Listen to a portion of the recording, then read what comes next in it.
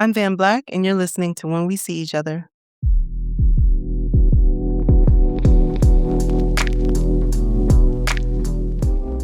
Hello, world. My name is Nikkiesha McLeod, and you're listening to When We See Each Other, presented by Stereoactive Media. When We See Each Other is a podcast that focuses on music and art by BIPOC, queer, trans, and non-binary artists, as well as artists I've met and known for some time.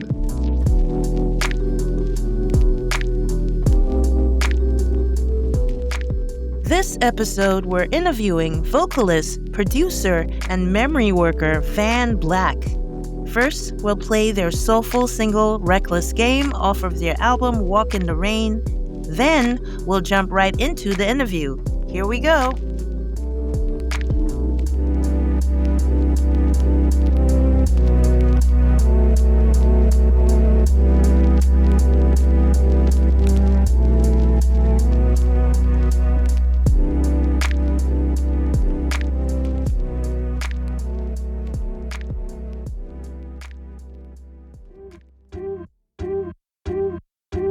Been on a treasure hunt and the gold I cannot find. Back at square one again, just can't seem to get it right. Holding on to fairy tales, all the stories of a divine. Wishing for happy endings, but the stars just never align. When somebody comes along, get me thinking they're the one. Turns out again I'm wrong. Another chance I take, another heartbreak. But I keep playing along. The trend goes on and on. Truth be told, it's getting old. Losing to win has a painful end. In this reckless game, reckless game. This reckless game, reckless game. Ooh, reckless game. Love is a reckless game. Love is a reckless game. Love it, love it, love it. I swear I've tried to keep it simple, but I can't seem to let this go. There's something inside of me just longs to know that feeling of what it's like to be sure, very sure someone wants you so. Lingering wonder led by a tender soul. Oh, somebody comes up, get me thinking they're the one. Turns out again wrong. The chance I take, another heartbreak. But I keep playing along. The trend goes on and on. Truth be told, it's getting old. Losing to win has a painful end. Reckless games, reckless game. This reckless game, reckless game. Ooh, reckless game. Love is a reckless game. Love is a reckless game. Love is, love is, love is. Am I wasting my time? Foolishly, I have spent most of my life just gambling wild. Or I've been playing my cards and playing them right. So tell me, where is my fight? Where is my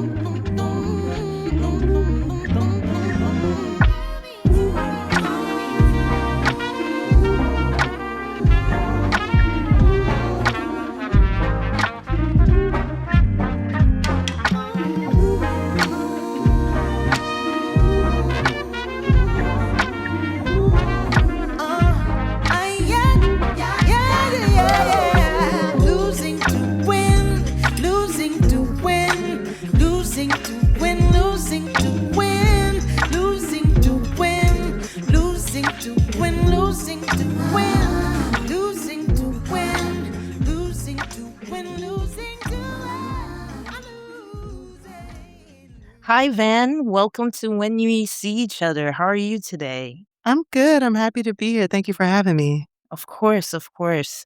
So I just wanted to first start off with like giving space to what is happening right now in the US. And, because it's on everyone's mind, basically, who is back in office. And I wanted to know, how have you been dealing with all of this?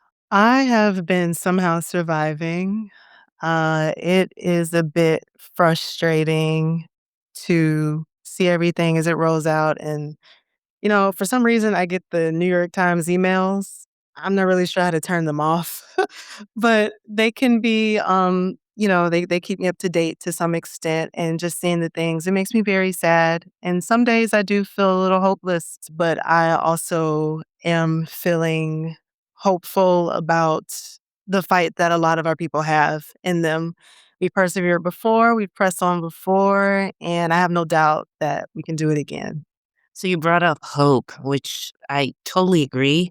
Like, I've been swearing by this quote by, her name is Miriam. I can't remember her last name, but it's by this social justice activist, where she says, "Hope is a discipline." At first, I thought that was kind of like fluff, and I was just like, "What does that really mean?" But then, so, when actually trying to practice hope, I realized how hard it is, and how much of a discipline it is to do that. But anyway, how are you practicing hope for the next 4 years? Well, for the next 4 years, I'm trying to honestly get my discipline up and stay as hopeful as I can, which again is like super hard, but I'm just staying hopeful and just filling myself with things that have been created during times of turmoil, listening to a lot of free jazz, a lot of spiritual jazz. They were going through it in the 50s and the 60s, and here we are again dealing with similar flavor of craziness. And it's just a reminder of, the resilience that we can have. So that helps me build up my hope. Okay, awesome, awesome. So let's get into the music. I mean, for me, at least, listening to your album has brought me a lot of joy, and a part of hope is having joy, and experiencing joy, and just like reveling in that. Not to like just fill everything with a quote, but I remember this one quote, joy being an act of resistance. So yeah, so anyway, yeah, your music has brought a lot of joy in my life, and I feel like that is a part of my resistance to most of the things that are happening right now. So let's get into it.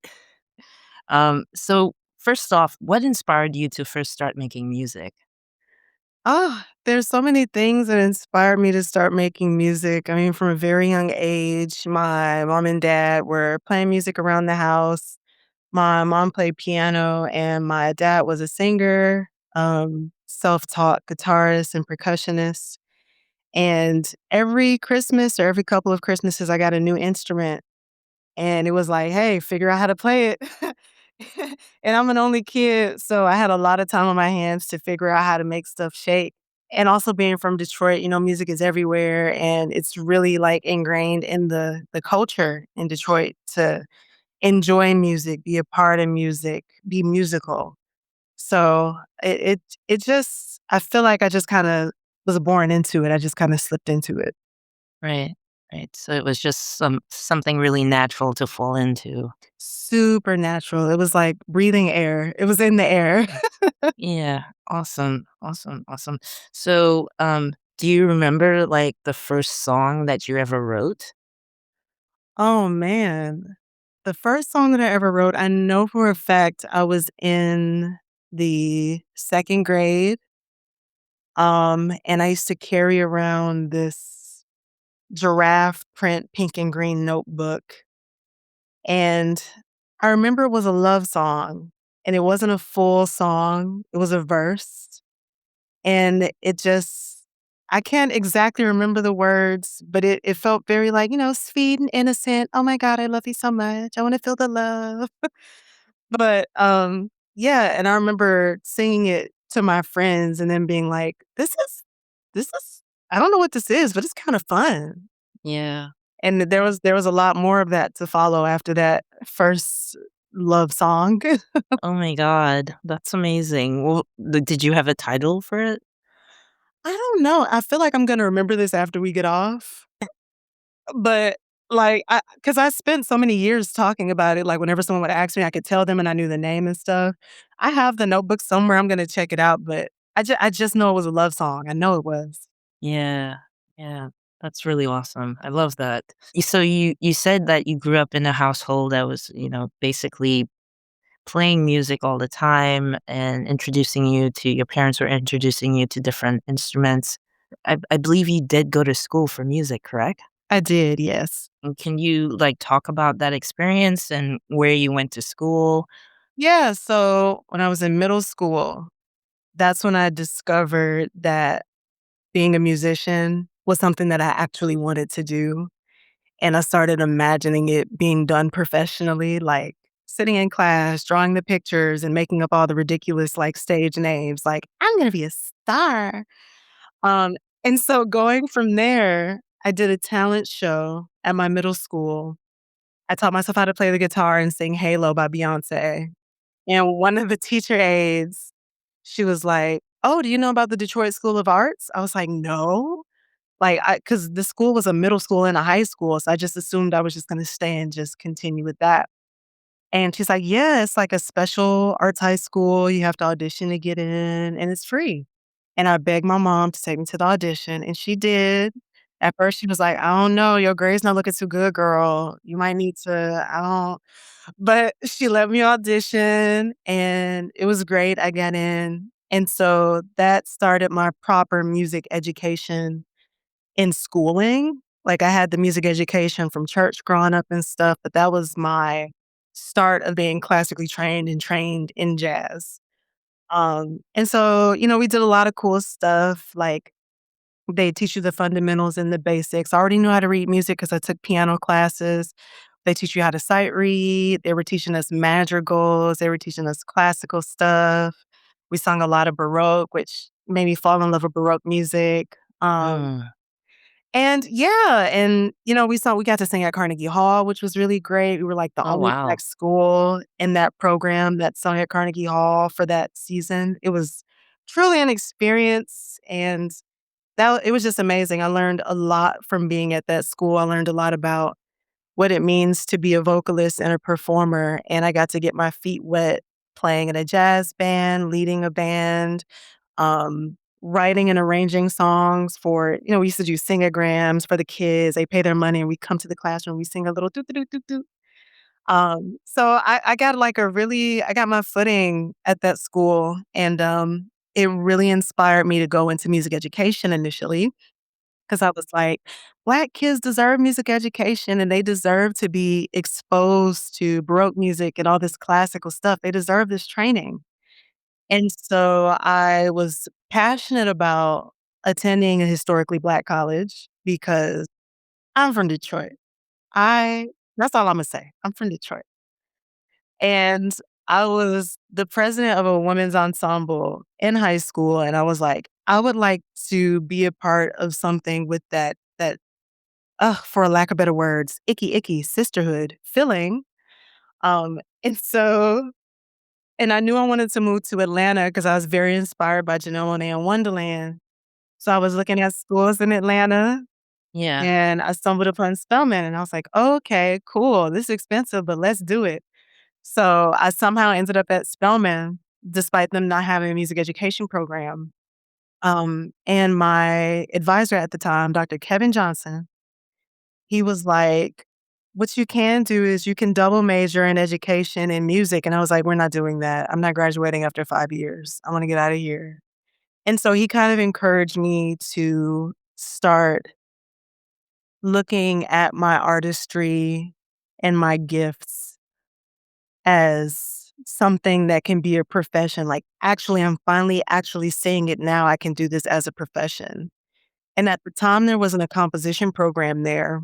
So, what we were doing together, like figuring out songwriting classes and production classes, that was something new, and it was very weird, kinda like when you start Baby Locks, you got your starter locks, it's very awkward, it was very Yes. awkward.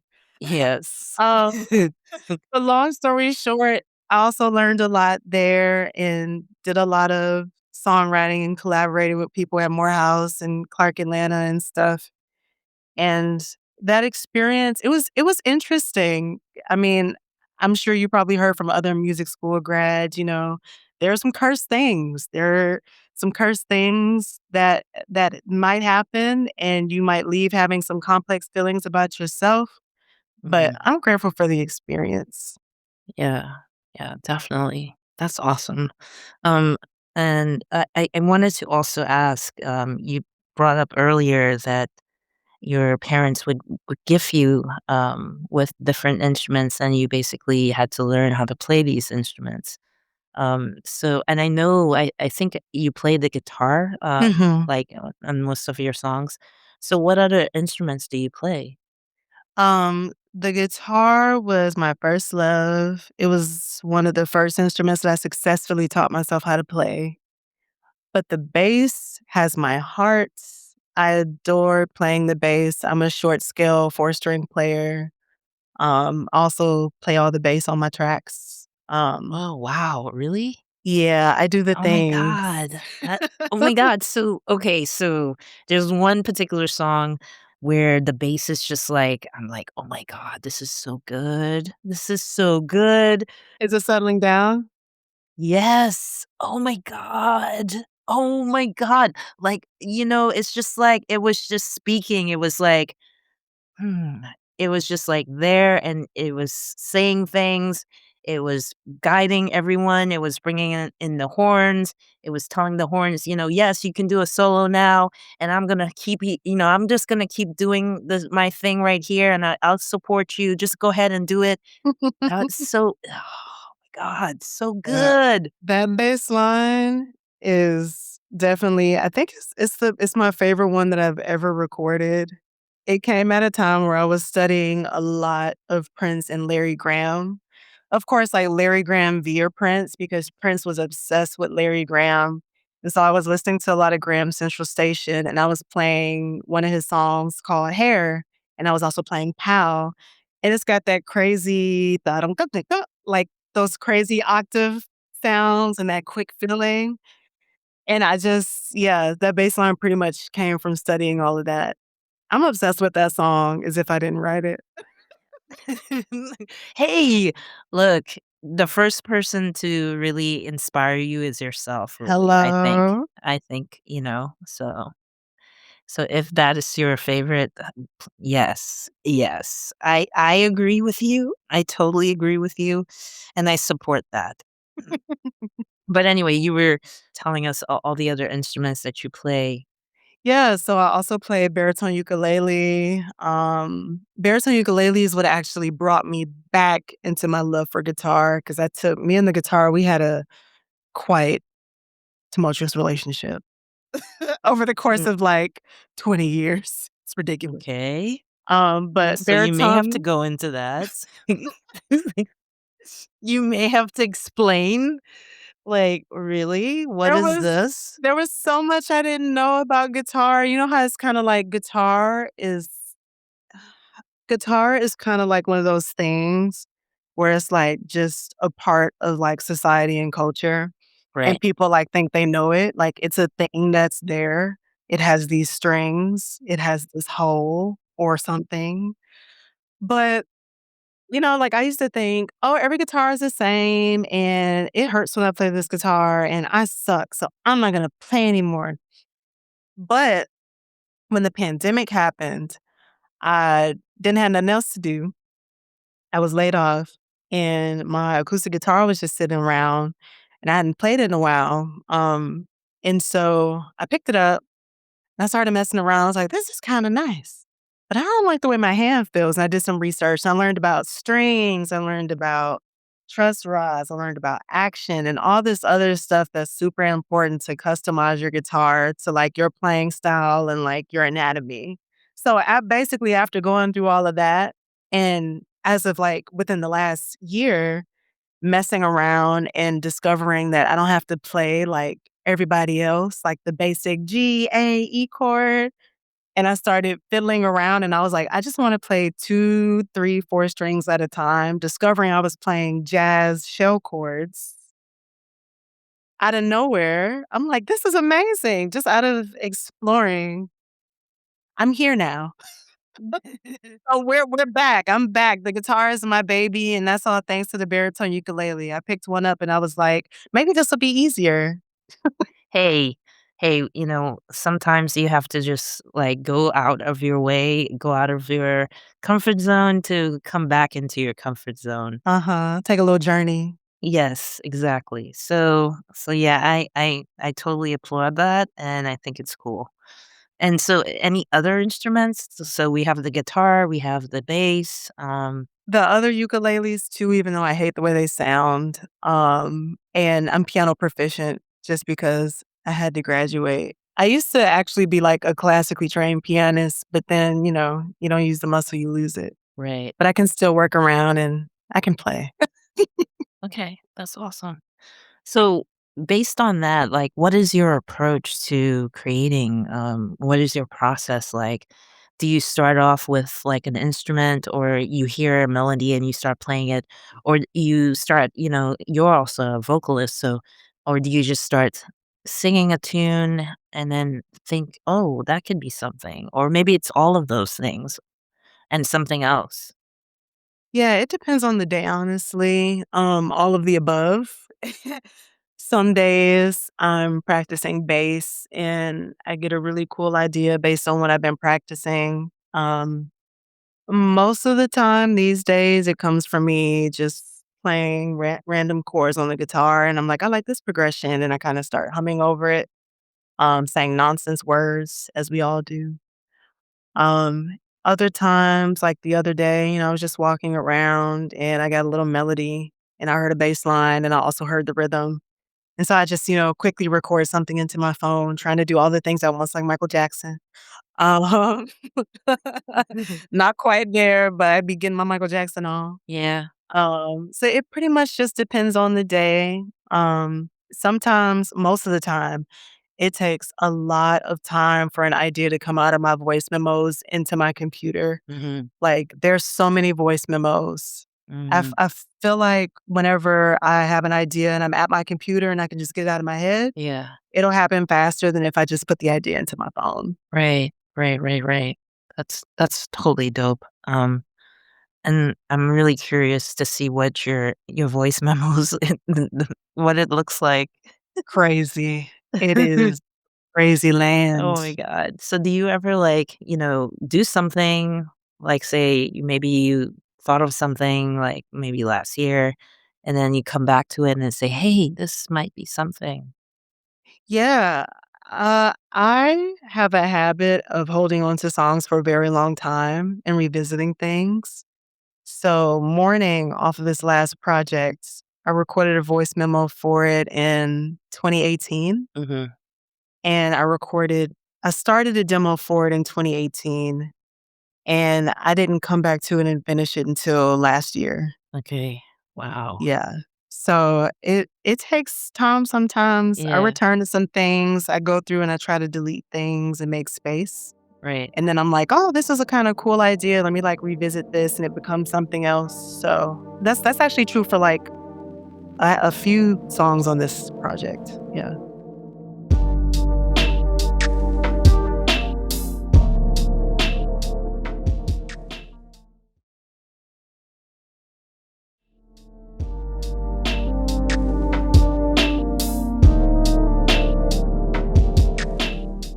This project, I'm so like really impressed and I love it so much. And I really want to hear all the things regarding what inspired you to create this, what how you did it, like because I know it's a three-piece sort of thing, a three-piece series. So you started out with, and I know also the project is about the black lesbian drag king blues performer from the Harlem Renaissance period, Bentley. Um, So, like, what made you wanna do this? What inspired you to do this? I mean, she is very inspiring, um but what was, like, the impetus, around deciding that you wanted to create these songs and also, like, in a series, like, the series that you've created? Yeah, so to the series, my brain likes to break things up into pieces. And so the way that I think about Gladys Bentley's story sometimes is in acts, Mm, even though, of course, like life is continuous. I think about, her younger years and, when she came to New York and when she was figuring things out. Then I move on to the time where she gained success and she was this big star. And then I go to the part where things seem to start to fall apart, where the world is in a more tumultuous state. And she is changing, tremendously changing. And so just thinking about it in that way, that's how I thought about the project. And I had so many ideas. I didn't want to make, one 30-track long album because ain't nobody got time for that.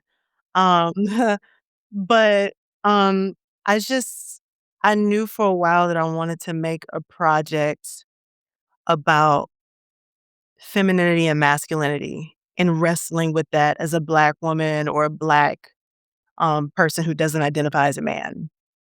And so I knew about Gladys Bentley, did some research on her in college, heard about her in college. And as I was creating in like 2019 or maybe like 2020, 2021, I was thinking about all the feelings that I was have about how I embody femininity and masculinity and how sometimes those things can make me feel really icky, specifically like the femininity side of things can make me feel very icky. Um, and in writing the songs that I was writing at the time about those feelings, I started to think about Gladys again. And I found the I Am a Woman Again article, and reading it brought a lot of feelings. And it made me think about, how much I kind of relate to some of the stuff that she was saying, and how just thinking about the way that she was probably thinking about herself and her own identity and her sexuality and her presentation, how that aligns kind of with the shifting and the shaking that was going on in my mind and in my life. So I just really thought it was important to tell her story because a lot of people don't know about her still, and she was this huge star, which is ridiculous to me. She has a very small archive. There's very little left behind. So yeah, I thought it'd be really cool to tell that story and, let our lives collide. yeah, yeah, that's amazing because now it seems like, this is sort of like a historical album in a sense, I wanna say, in a way. This series is kind of like writing through history. Would you say that? Yeah, yeah. I would say it's writing through history, taking parts of her life, using what Saidiya Hartman calls, critical fabulation, taking some things from history and bridging the gaps, in that history and like reimagining things or imagining what could have been or the things that you don't see, imagining what could be in those spaces that you can't see. Right. Um, The unseen. yeah. Yeah, the unseen. Wow, that's amazing. Yeah, like, I love that. Basically, it sounds like you embodied Gladys Bentley's story and spoke her truth. Was there any moment where you felt well, you kinda brought this up. Was there any moments where you felt like you were in conversation with her particularly? Sometimes I do feel like, or I try to put myself in a space where I feel like I am in conversation with Gladys because I think it's important to get to know whoever you are trying to talk about and get to know whoever story you're trying to tell.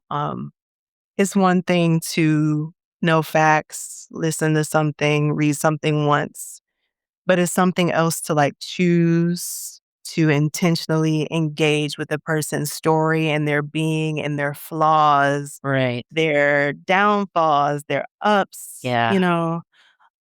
So I try to keep myself in conversation and connected to Gladys's spirit as much as I, can as a mortal human.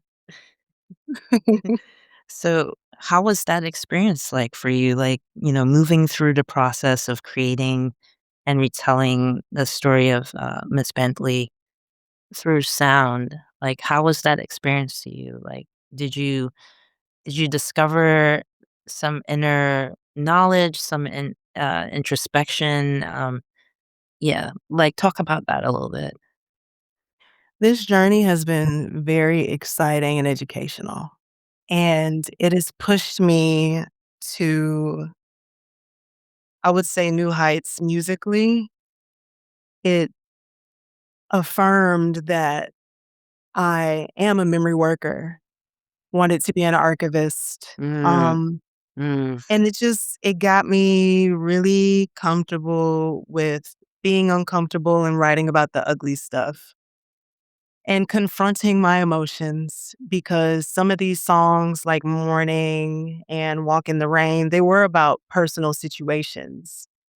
And then reading her story, I'm like, this really aligns with what she was going through and what she was saying. And I think it's really cool that we overlap like that. right, But it's just taught me so much about owning your life, being resilient, defining what resilience is for you, and just being your own person. She's taught me a lot. Just learning her story and writing about her has taught me so much. right. That's amazing.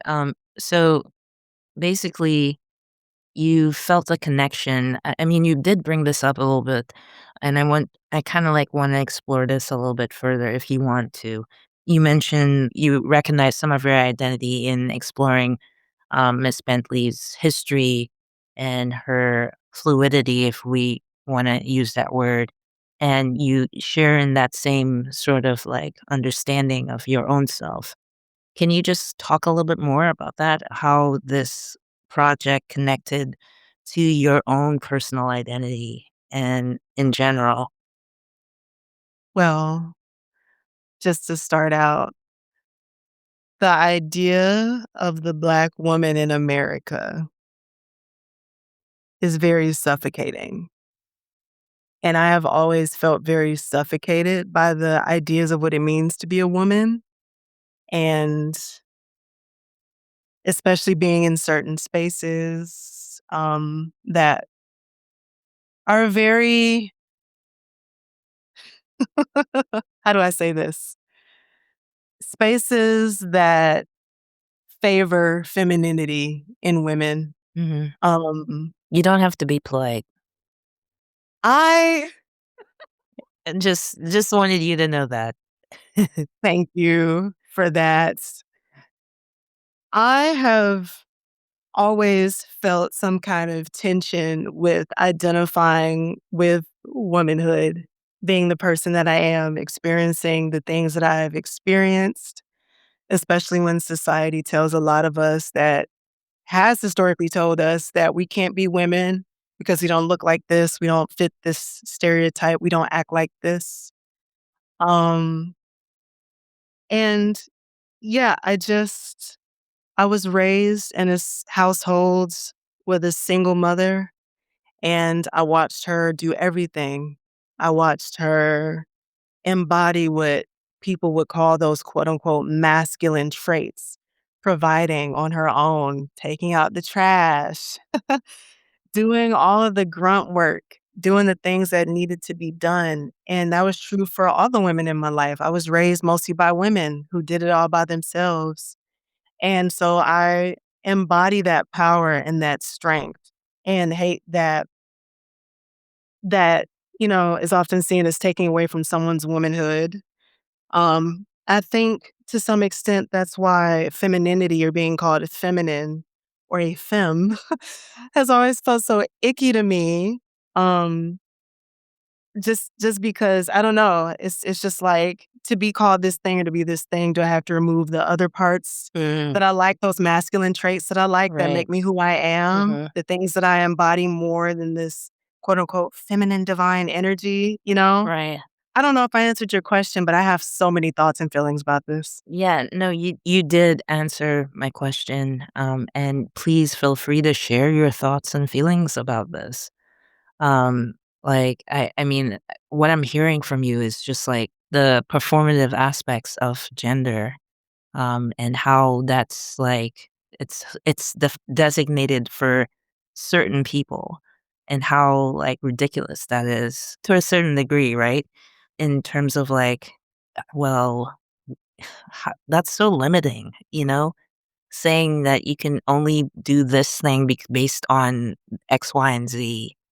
Yeah, it's so ridiculous, and I really wish that none of it mattered and that we could all just exist as, whatever we choose to exist as with all of the things that we wanna embody without being judged or being discarded or being harmed, you know? It's amazing how I realize how different I'm treated based on how I present on different days. It's really wild to me. There's especially in Atlanta, I had the big hair and the boobage out and the skirts, and it's like, hey, queen, holding doors, hey, baby." I got the snapback on and the joggers and the bald head. I'm not there. I'm just disregarded. It's amazing to me. It's really interesting, and I really hate that it matters. Yeah. Yeah, it's like I said, it's very limiting. It doesn't allow for expansion. It doesn't allow for multitudes. And we are multitudes. And, it's just kind of like, yeah, I agree with you. I totally agree with you. I don't want to live like that. At all. I don't wanna be suffocated by these things. Let me be. Right. Exactly. So I sense, when I was listening, and I'm obsessed with your music, by the way. Um, Thank you. you're welcome. Everyone should be obsessed with your music, honestly. I feel like I'm just gonna put that out there, and if you disagree, you can come speak to me about it. So I noticed that the majority of the songs are about love loss, and I'm speaking in general, in terms of "Walk in the Rain," which you released in February, right? Mhm. And so, yeah, I noticed like most of the songs are discussing love lost and maybe even a yearning for love.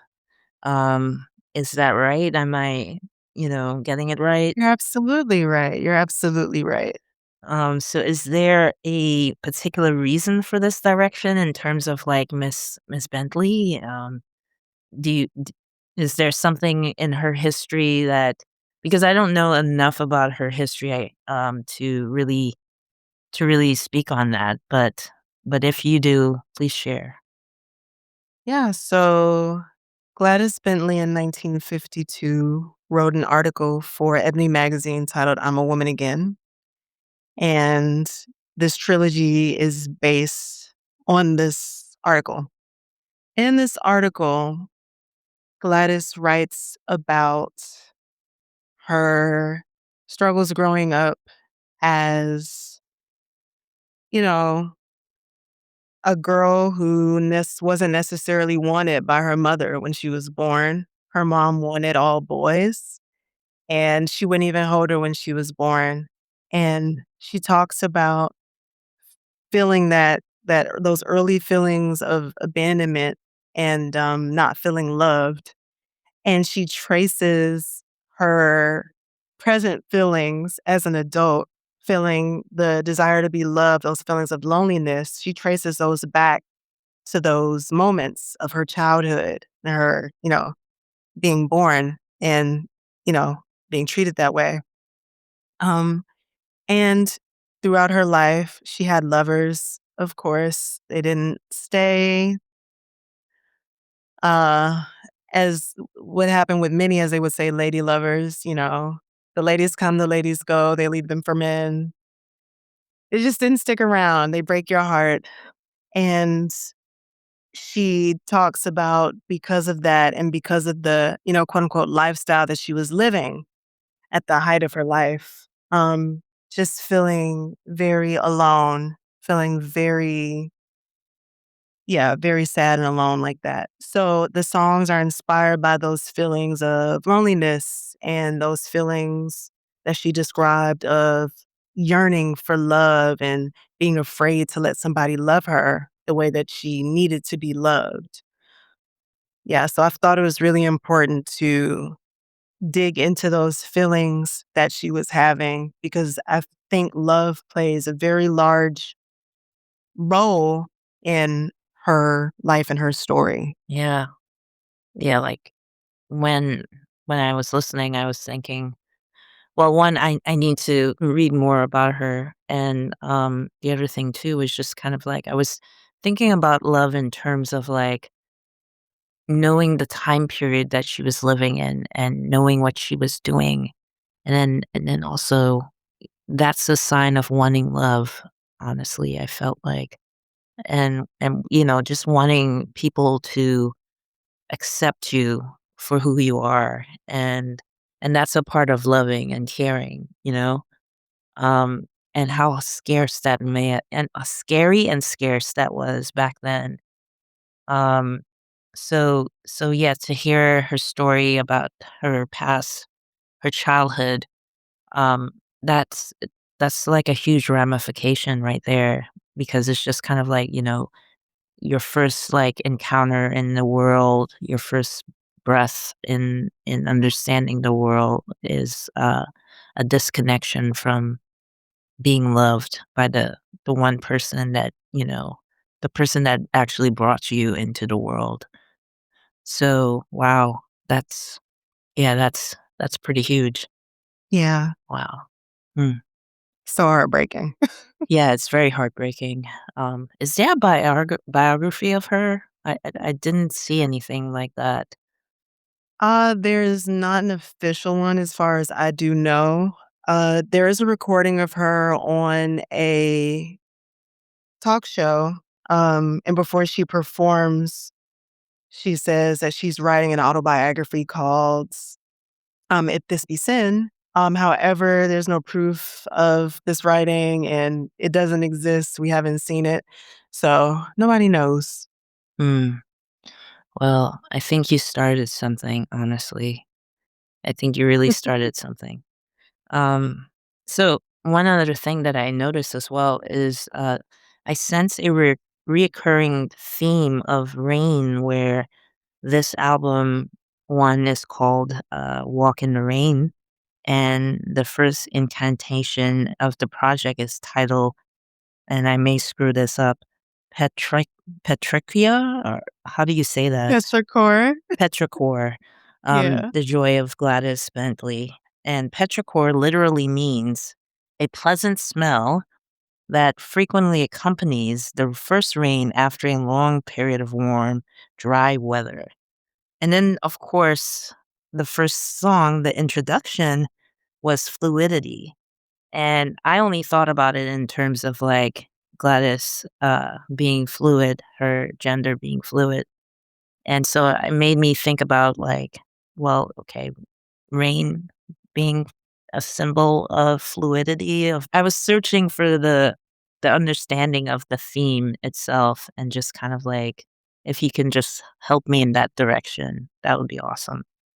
Yeah, it's absolutely about fluidity. And because I just feel that Gladys Bentley represents fluidity. Like she's a great example of what it means to be fluid in terms of the way you present, in terms of the way that you identify. Um, and so Petrichor, The Joy of Gladys Bentley, was meant to be a outline or an imagining of what it may have been like when she was at the top of her career, when she had several women on her arm, when she did ballsy things like quote unquote marrying a white woman. Um, And yeah, Okay, I did not yes. know that. Oh, yes. It said Wow. that she married a white woman in New Jersey, I believe. Yeah. Wow. Back then? Seriously? Yeah. Wow. Yeah. Who was the minister who basically oversaw that? I Okay. would love to know that. Yes. Like, seriously, like, I wanna know, you see, this is why someone needs to write, this biography, because we're missing a lot of information right here that would. And this is why we have critical fabulation. Shout out to Sadia Hartman. Okay, awesome. But But yes, yeah, go ahead. like just just doing the things that she was doing that probably brought her pleasure, brought her joy. I just really wanted to embody that feeling.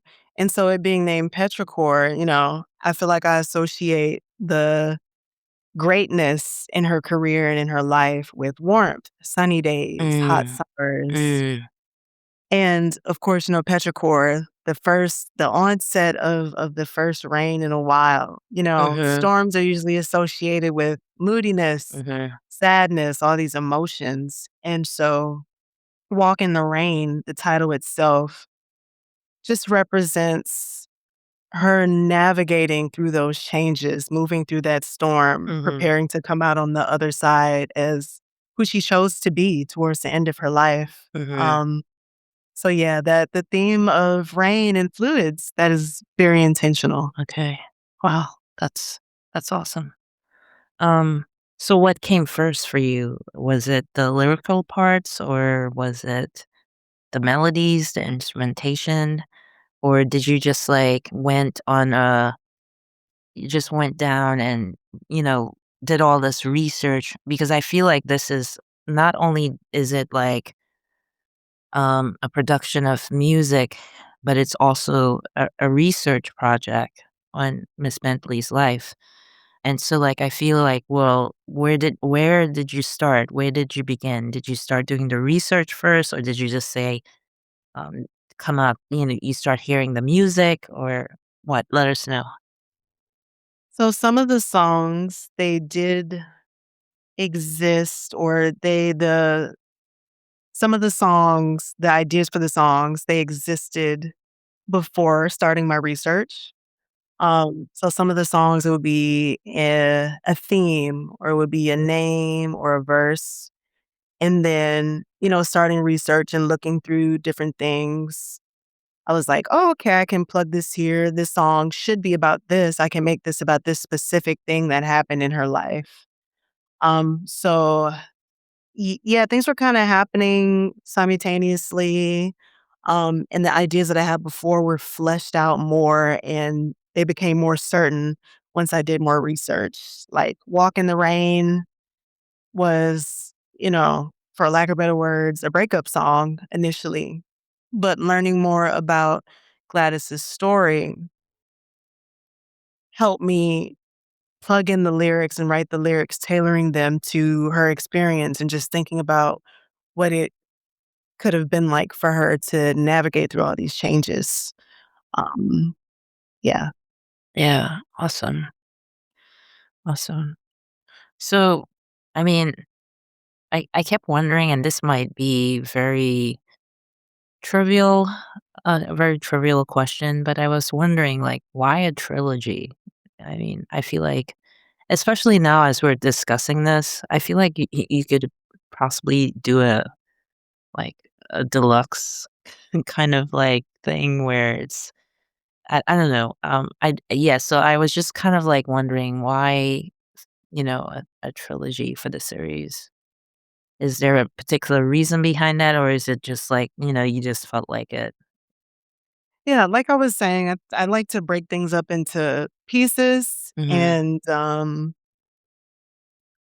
I just wanted to give each section of her life, as I thought about it, its own attention, its own platform, its own situation, mhm, for lack of better words.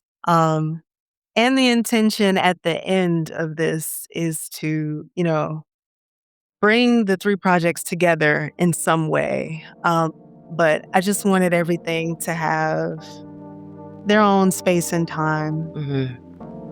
Yeah, they'll collide at some point.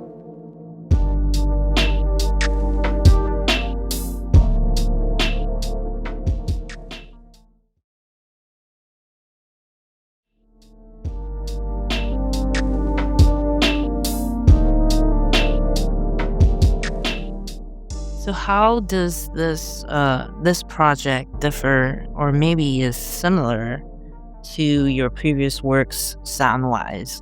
So I would say the thing that makes Walk in the Rain a little different from my past work is I feel like I'm finally embodying the sound that I've always wanted Mm, in terms of the atmospheric, heartfelt, folk roots inspired sound. I really love roots music. I love what some people would call coffee shop music.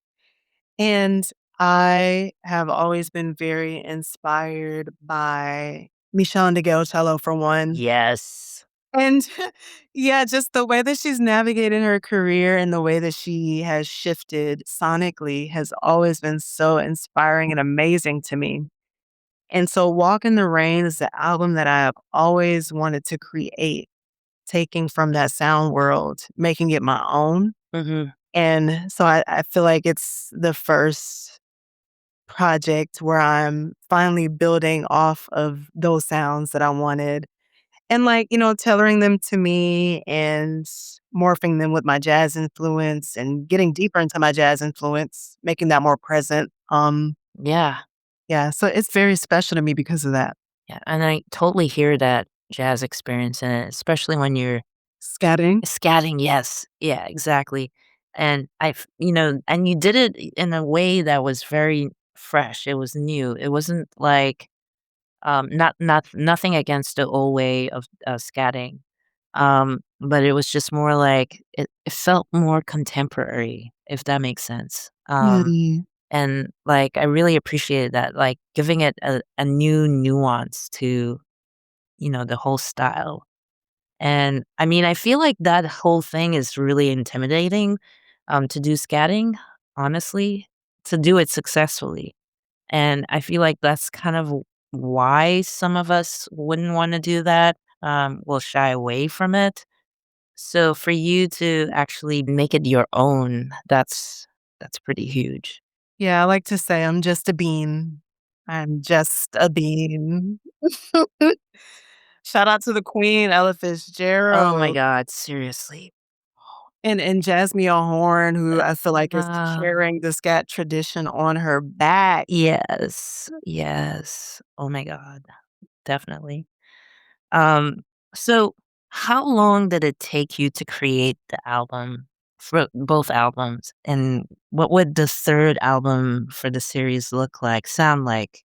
Will it follow the same direction around themes, um, discussion of love, heartbreak? So Petrichor and Walk in the Rain combined took about 3 years to create.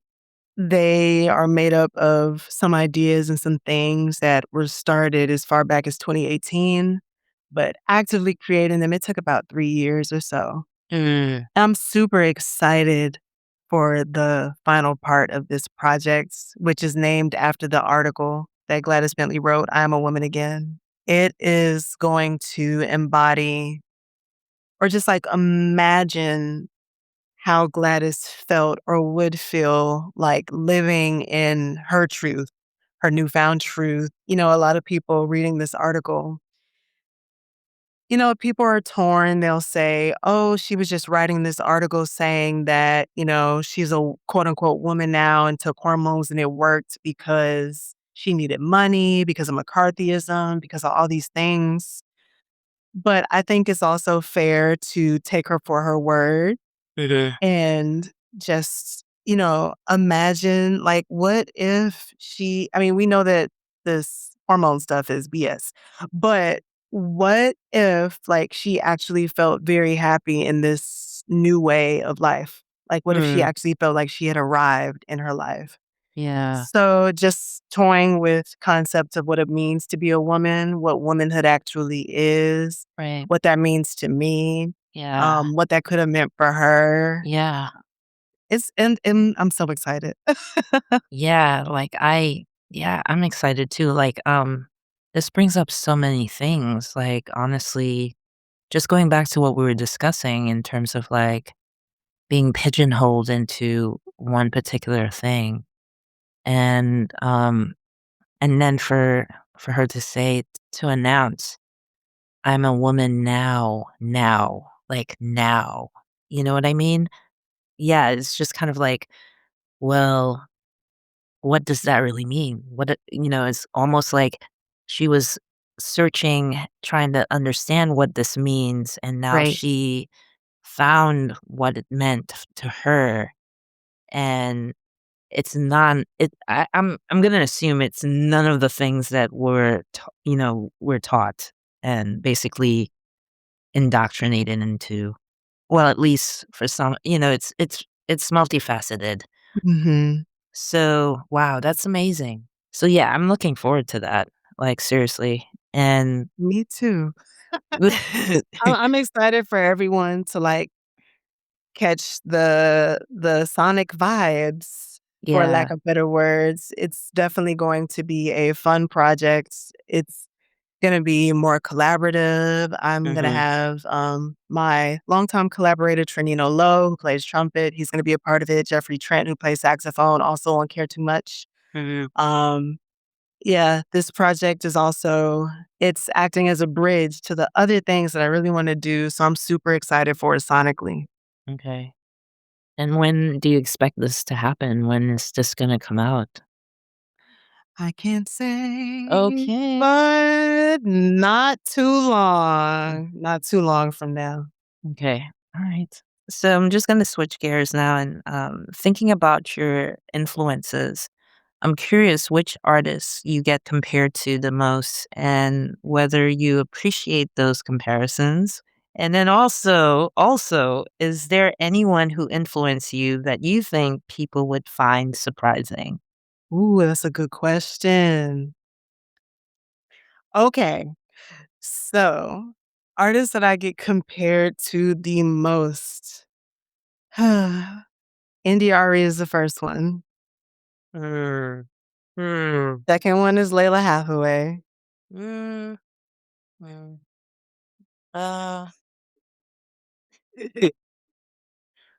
The third one as of late on TikTok has been Ledisi. who is that?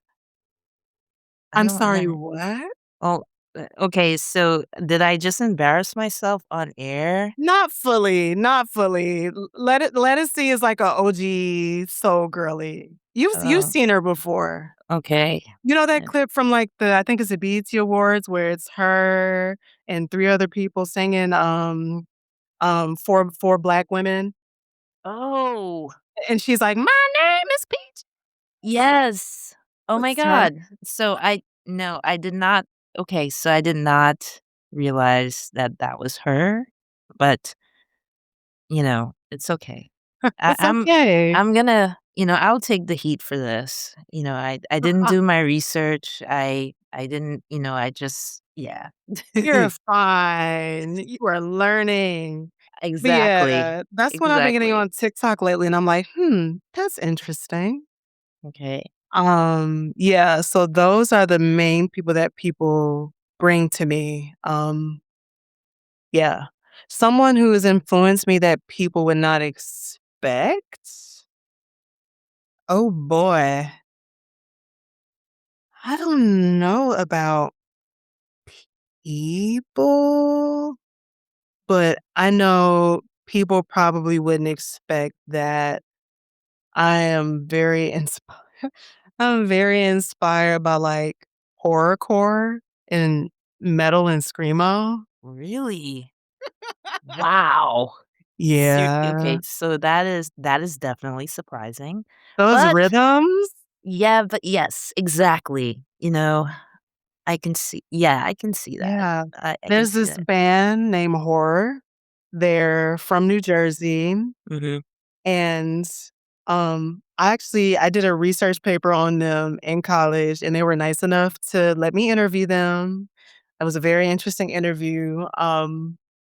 They basically blend, like, metal with, like, horrorcore, like, the traditional hip hop horrorcore situation, and it is awesome. It is, like, something you probably never heard before. It's very unique. The rhythms are so good. It's very gritty. It's very soulful. Oh, I just love them. All right. So I'm definitely writing that down right now. H-O-9909. H099. Okay. Yeah. Oh nine. All right. Definitely will check that out. Anyone else? Ooh, this is so hard. Like, a person that I'm influenced by that people would probably be shocked by. Oh, man, I listen to so much stuff, I feel like it's hard to say, and I feel like a lot of the stuff that I listen to that influences me, people would probably be like, "Oh, yeah, I could see that." Um, God, I don't know. That's really hard to say. I gotta think about that one. All right. It's all good. It's all good. So on to the next. How would you say your sound differs from other genre-related artists? Well, people put me often in the R&B category, which I personally don't agree with Mhm. because of the state of modern R&B. Mhm. I'm not fully aligned with that sonically Okay. and in other ways. But I'm close to the areas. Like if there's like a circle and there's a fence, the fence is open and I'm standing at the fence.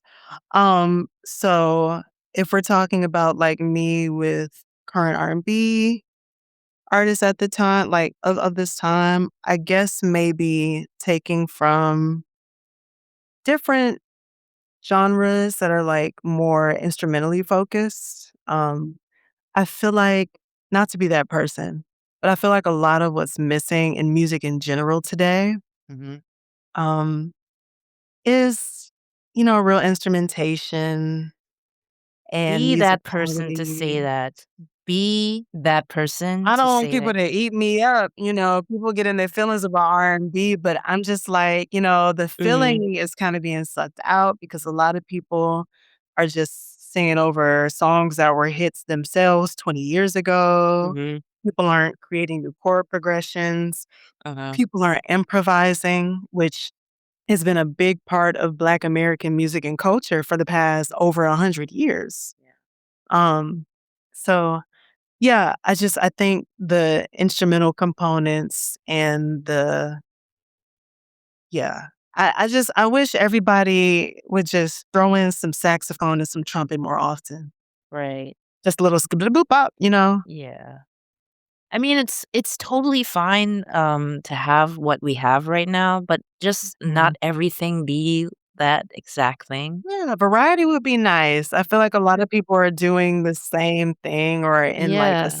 similar vibe right now. And it's unfortunate because I don't know. It's like the diversity is lacking. Yeah. Definitely need some DI in that. So anyway, not gonna get involved with that. Um, so, so which do you prefer, studio work or performing live? Ooh. I've always said that the record comes first, Mhm. but I really love playing with the people that I went to high school with. Like, playing with them feels so good, and I love engaging and interacting with the audience. So I don't know, I guess I'll say live because Live. then I can bring the stuff I spent so much time working on in the studio, and I Mhm. can reimagine it, and it's just like this really addictive thing. So yeah, I say live. Okay. Awesome. And well, we know some of your future plans in terms of like the third installment of the series. Any other plans? Maybe shows coming up? Maybe a video? Maybe I'm not sure. Well, I have a lot of things that I'm working on and planning. I'm not being dramatic. I'm actually working on 3 albums right now. What? Yeah. Oh my God. All right. So So wait, you tell us this now. Um, so what are these 3 albums? so one of the albums is a root jazz album. Okay. It is one of the albums of my dreams. And the other album is in dedication to 2 jazz greats, Oh, that I won't name as of yet, but okay. it is in the spirit of some of the biggest jazz people who would inspire me. Wow. That's awesome. That is so awesome. All right, so I'm super excited. Like, yeah, oh my God. Like, wow, that's amazing. Well, let us know when you're dropping these and, just let us know. For sure. Are there any artists you would like to shout out and recommend? I would like to shout out Michael D'Angelo Archer. I know people are sick of me, but listen, I love that man. I love that man. That man, I would not be Van Black if it were not for D'Angelo. I would not be Van Black if it was not for John P. Key. I would not be Van Black if it were not for Hezekiah Walker. I would not be Van Black if it was not for Prince. I would also like to shout out who have I been listening to lately? I mean, a lot of Pharoah Sanders. Um, I would like to shout out Leon Thomas. I mean, jazz Leon Thomas from yesteryear, but also Leon Thomas from Nickelodeon. Oh, Because why are there 2 Leon Thomases? And they're both great. But I've been listening to the Mud album, okay. Chef's Kiss. Mm, mm. Yeah. So those are the people I'm gonna shout out just for today. I'm not gonna give you a long list. I'm always listening to stuff, but those my peoples. All right. Awesome. And then what books are you reading currently? I know this is kind of like not, well, it's sort of related to music. So, yeah, like what books are totally exploding your mind? Hijab Bush Blues. Oh my God. Yes. I read that. I Yes. I read that and I have to read it again. I'm definitely yeah, when I read that it totally blew my mind and I want to read it again. It was so good. Yeah. Um I'm working my way through it. I'm just like every page I'm like, yes. ah. Exactly. Oh my God. Yeah, that's my book right now. All right. Awesome. All right. So we're nearing the end. So I just wanted to invite you to let everyone know where they can find you. And thank you so much again. Yeah. So you can find me at my website, vanblack.com, VAHNBLACK, and on all social media at Van Black. I am on the TikTok app and I am on the Instagram. All the things. All the things. Well, thank you once again. It was such a pleasure meeting you. And Yeah. I really enjoy your music. Like, seriously, this is from the heart. Thank you so much. I feel it. It's great talking to you.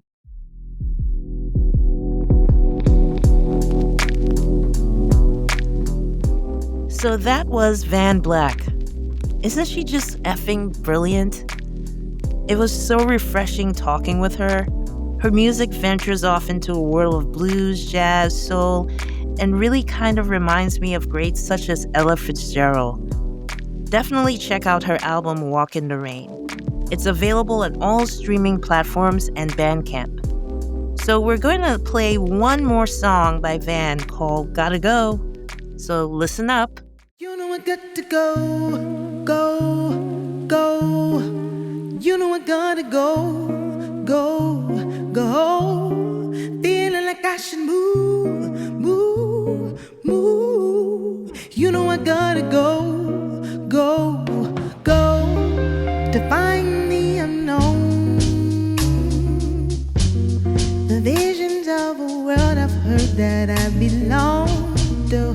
We're all forsaken, find their homes in prose and song, and tell the stories of a life so beautiful. I gotta go, go, go. You know I got to go, go, go. I feel something calling me and I just can't ignore. I can't get too comfortable now, I got to go to join the band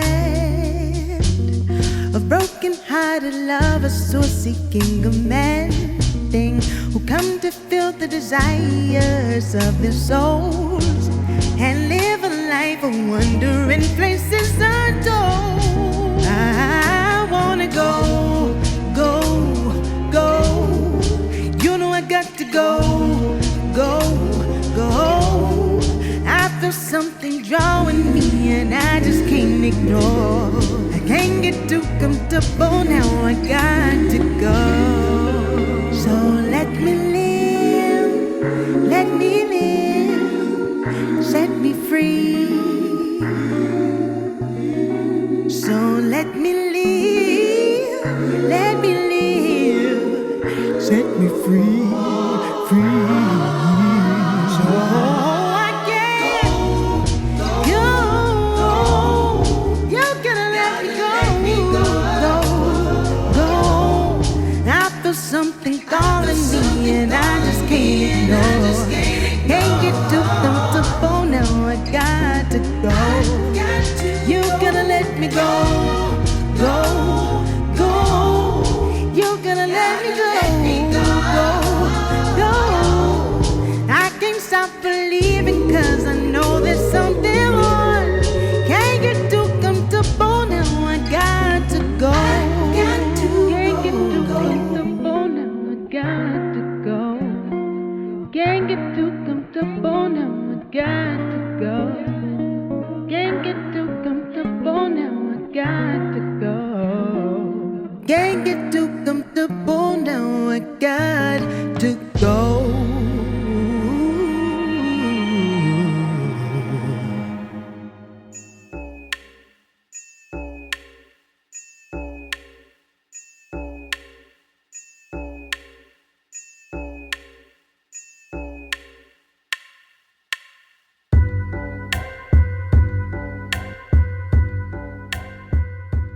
Thanks for listening to When We See Each Other. I'm your host, Nikkiesha McLeod.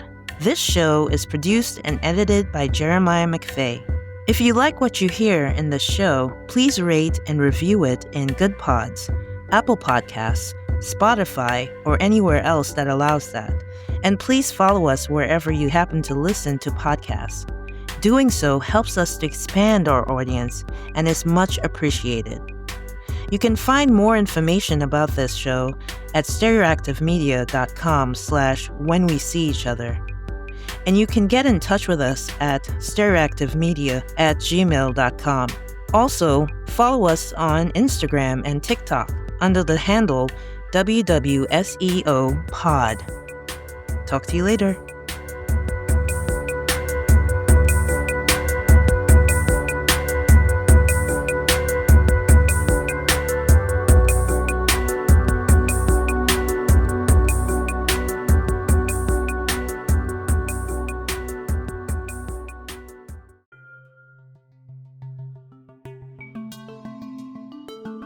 This podcast is produced by Stereoactive Media.